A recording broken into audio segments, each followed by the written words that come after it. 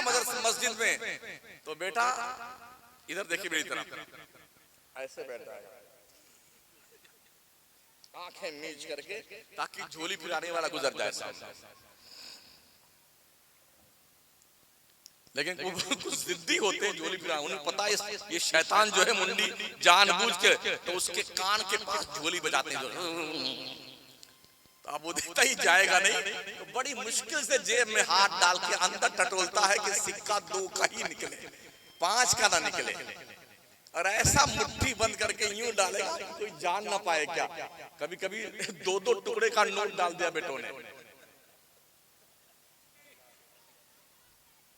जो कहीं नहीं चला। एक बार हमारी खुद की मस्जिद में 500 का फटा नोट डाल करके 450 ले लिया, और वो 500 का नोट कहीं नहीं चला। ये डकैती अल्लाह घर में।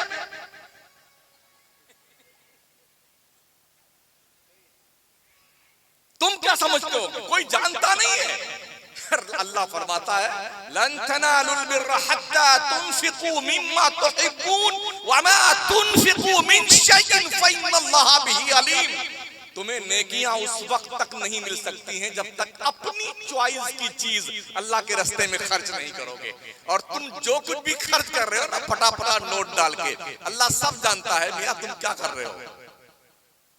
अल्लाह आलिमुल गैब व शहादा। इसलिए लोगों मेहनत की कमाई को अल्लाह के रास्ते में खर्च करो। इनकी मालदारी देखनी है ना मुसलमानों की, तो इनकी शादियां देखो। चले हैं दूल्हे यार कमरिया में बांधे तलवार, झूमर लपेट कर बेटा यूं चल रहा है घोड़े पे बैठ करके। लो देखो औरतें बलाएं ले रही हैं, दूल्हे राजा जा रहे हैं। जानते हो क्या होता है, महर बंधवाएंगे, हाँ 2 लाख का महर बांध दीजिए, उसको पता है ना माफ देना तो है नहीं, हाँ माफे कराना झूठा कहीं का मर्द। औरतों से गुजारिश करेंगे बच्चियों से बिल्कुल महर माफ मत करियो। हाँ कितना शान से रहता बेटा, पहली रात में जाके दुल्हन के सामने हाथ जोड़ेगा। क्या सोचती होगी यार तेरी नई नवेली दुल्हन इतना बेगैरत है, पहली रात में सरेंडर हो गया।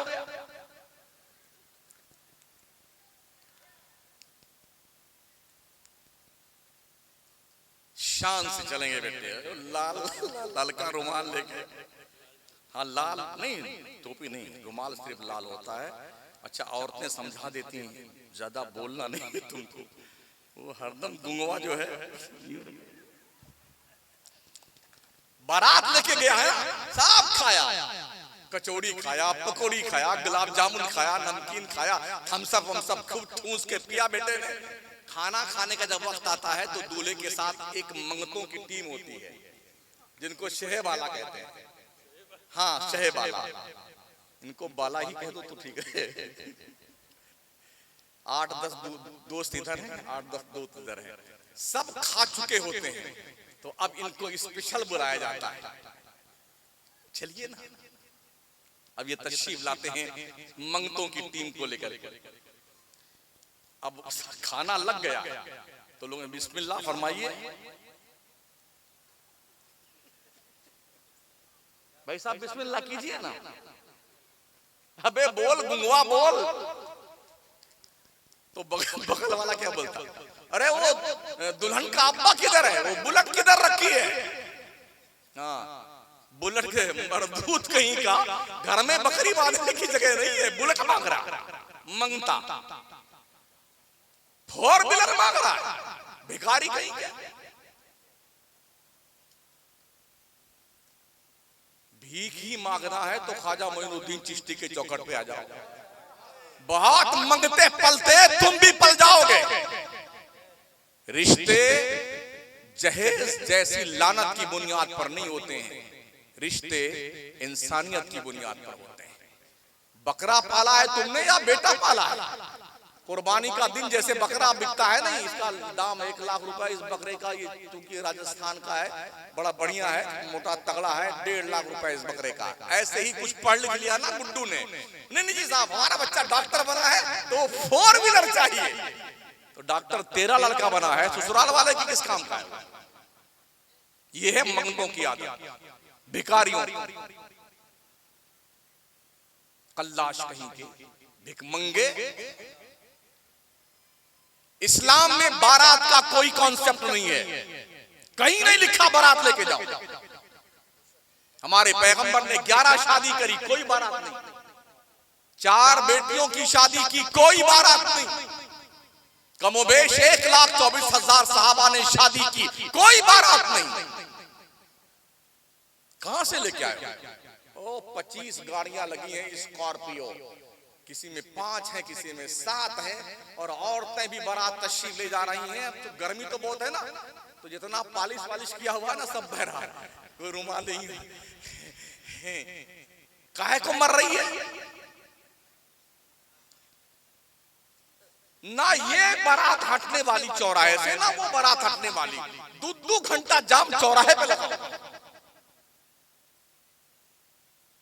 समझ रहे? इस्लाम में बारात का कोई कॉन्सेप्ट नहीं है।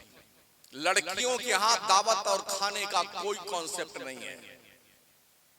अल्लाह का शुक्र है, हमारे मकराने में हम मौलाना लोगों ने मिलकर, इमाम लोगों ने और कौम की कमेटियों को साथ में लेकर के बच्चियों के घर पे हमने बारात के लिए खाना बंद कर दिया। 26 साल हो गए बच्चियों के घर पे बारातियों को खाना नहीं मिल रहा है। चाय या कॉफी या शरबत या आइसक्रीम, चुप्पे खाओ, निकाह पढ़ाओ, अपने घर जाओ, रवाना हो जाओ, जाके वलीमा करो अपने घर पे। 5,000 रुपए में बच्ची की शादी हो जाती है। आज की तारीख में हमारे उत्तर भारत में, बिहार में, Jharkhand, west Bengal, south India में चले जाइए, अगर किसी के 3-4 बच्चियां पैदा हो जाए ना, तो ये डाकुओं के डर की बुनियाद पर माँ बाप अपने बच्चियों के साथ आग लगा के मर जाते हैं। कुछ लोग नदी और कुएं में कूद कर जान दे देते हैं। कितना पैसा कहां से लेके आएंगे कि हम बच्चियों की शादी करें? और ये भी बड़ी हैरत है,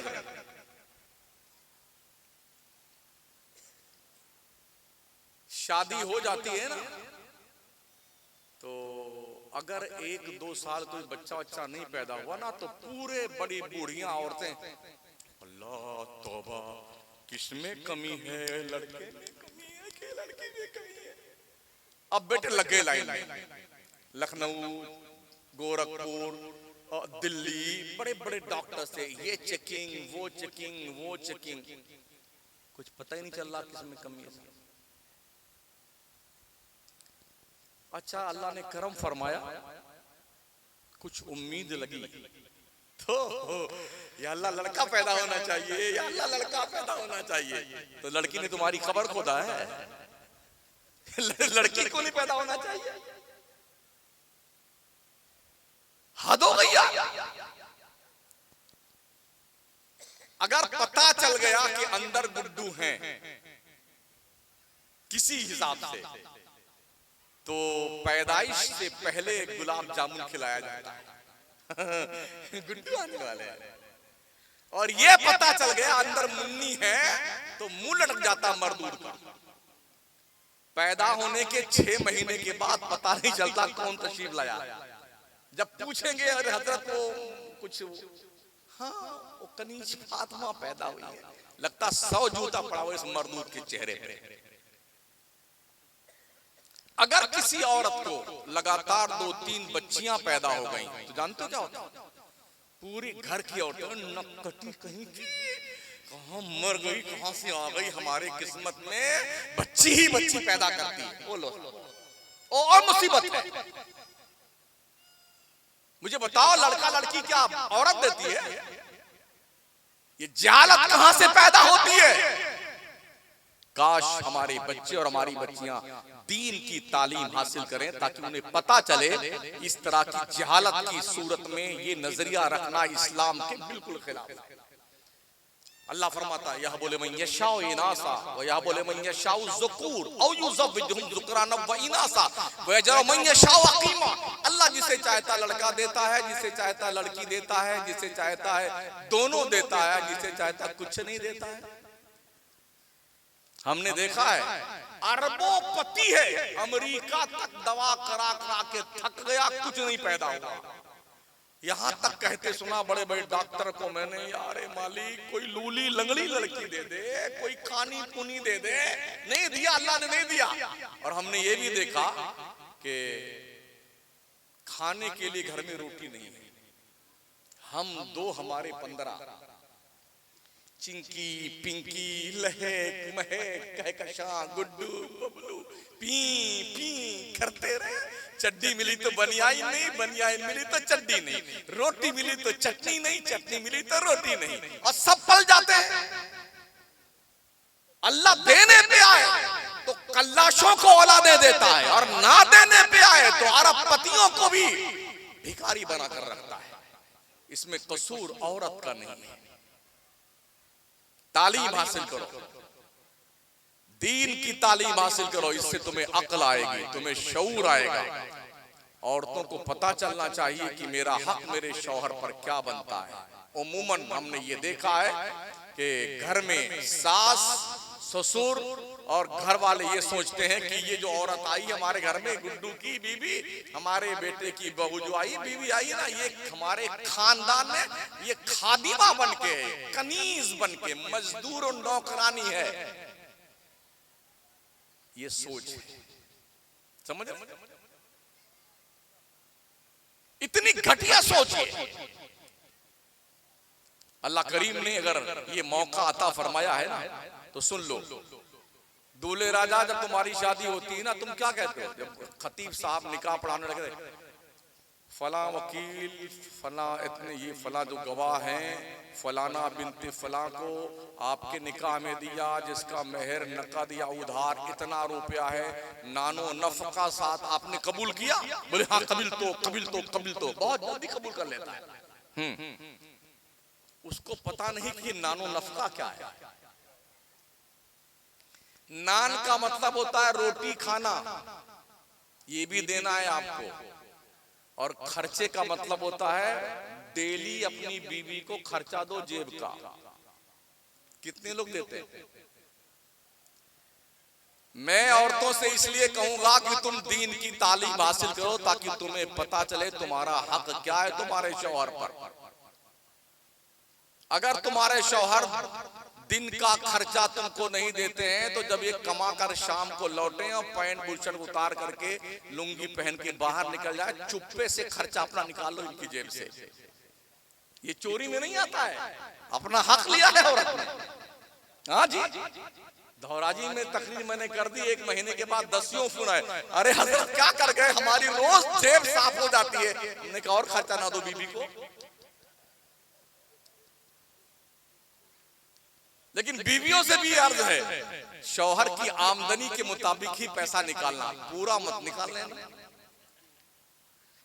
तालीम जो इस्लाम की दी हुई तालीम है ना, वो बहुत कुछ सिखाती है इंसान।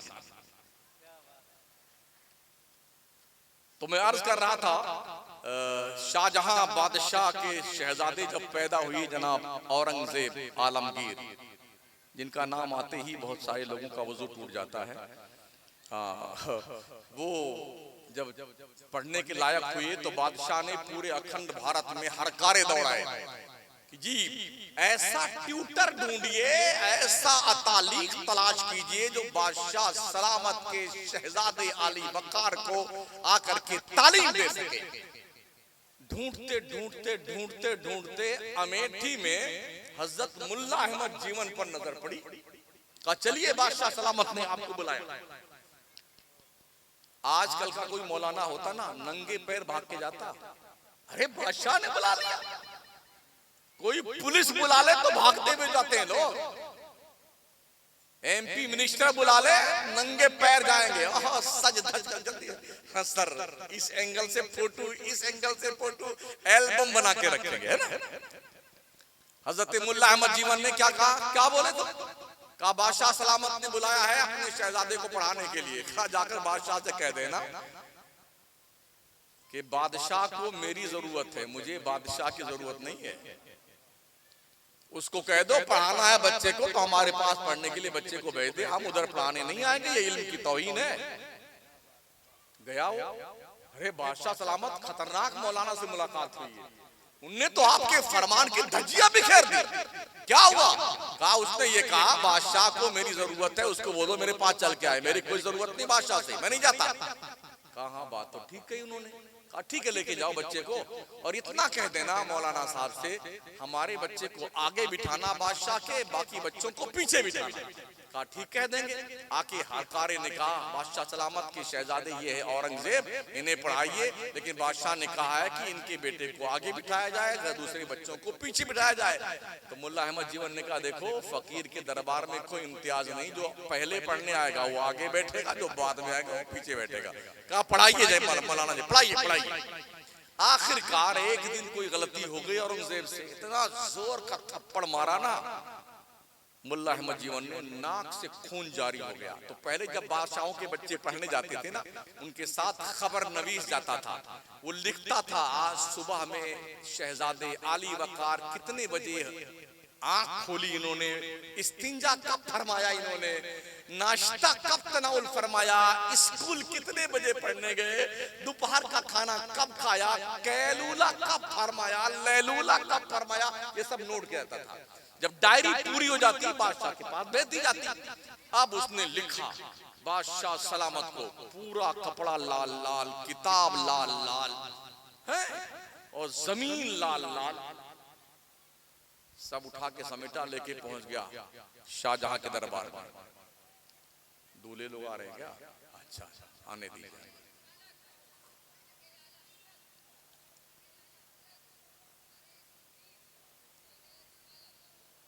जानते कौन लोग आ रहे हैं?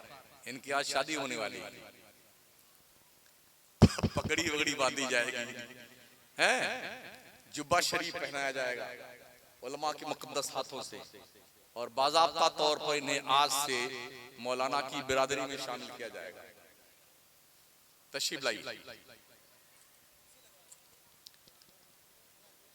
अरे इधर ही बिठाओ ना, बैठो बैठो बैठो, लाइन से बैठ जाओ।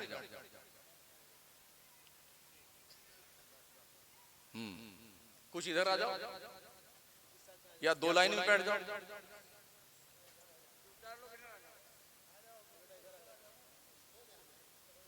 तवज्जो है आपकी? इधर देखिए, अभी इस वक्त मैं ही ज्यादा खूबसूरत हूं। तब जब ये खबर अंदर बादशाह के घर में होम मिनिस्टर तक पहुंची तो घर में हाहाकार मच गया। ऐसी सजा लिखो इस मुल्ला के नाम, किसी दोबारा मुल्ला को हिम्मत न पड़े किसी बादशाह के शहजादे पे हाथ उठाने की। तो बादशाह सलामत ने कलम दवात मंगवाया शहंशाह शाहजहां ने, और लेटर लिखा। उसमें लिखा कि औरंगजेब आलमगीर को थप्पड़ मारने के बदले में अमेठी इलाका में बादशाह की तरफ से 1000 बीघा जमीन नजराने में दी जाती है। इल्म की कदर जो जानते हैं ना, उन्हें पता है इल्म क्या होता है। तो फिर उसके बाद जब ये लेटर ला करके मुल्ला अहमद जीवन के हाथ में दिया गया तो पढ़ा उन्होंने, उसके पीठ पे लिख दिया फकीर के पास अल्लाह का दिया हुआ बहुत कुछ है, बादशाह के टुकड़ों की फकीर को कोई जरूरत नहीं है। ठुकरा दिया 1000 बीघा जमीन। इसे इल्म कहते हैं। जब इल्म आपका शऊर बालिग होगा, इल्म में बालिगी पैदा होगी, आप साहिब दानिशो बीनिश बनेंगे।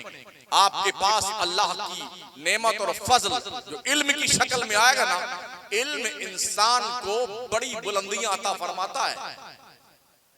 इसलिए जरूरत इस बात की है कि आप पढ़िए, तालीम हासिल कीजिए।